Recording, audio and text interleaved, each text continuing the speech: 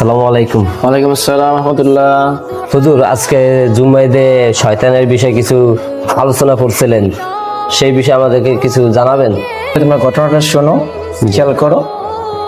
একদিন এক বুজুর্গ গেছিল শয়তানের কাছে। জি যাওয়ার পরে বলতেছে যে আমি আপনার কাছে আসছি কিছু কথা শোনার জন্য, জি এবং যাতে আমি আপনার মতো কিভাবে হইতে পারি। জি আপনি তো শয়তান, জি যে আমি চাচ্ছি যে আপনার মতো আমি কিভাবে শয়তান হতে হতে পারে। পারি। তখন শয়তান বলতেছে, কেন তুমি আমার মতো কেন হইতে চাও? কেন হবা না, আমার একটু শখ ইচ্ছা হইতেছে যে আমি আপনার মতো যেন শয়তান হইতে পারি।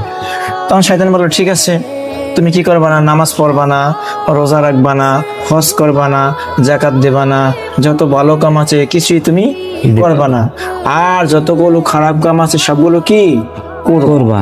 মিথ্যা কথা বলবা, মিথ্যা সাক্ষী দিবা, জিগিবাদ শিকায়ত করবা, মোট কথা যতগুলো খারাপ কাজ আছে সবগুলো যদি তুমি করো, আর যতগুলো ভালো কাম আছে সবগুলো যদি তুমি ছাড়ো, তাহলে কি তুমি আমার মতো শয়তান হইতে পারবা। পারবা।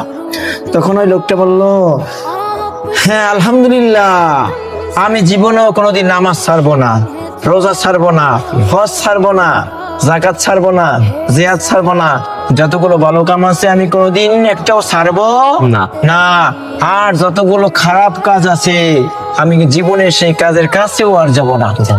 তখন শয়তান বলল, ইন্না লিল্লাহ, তোমার মতো তো আমাকে কেউ এরকম ধোকায় দিতে পারে না, আর কেউ ধোকায় ফেলাইতে পারে নাই। পারে না। আজকে শুধু তুমি আমাকে ধোকা দিয়ে চইলা গেলা।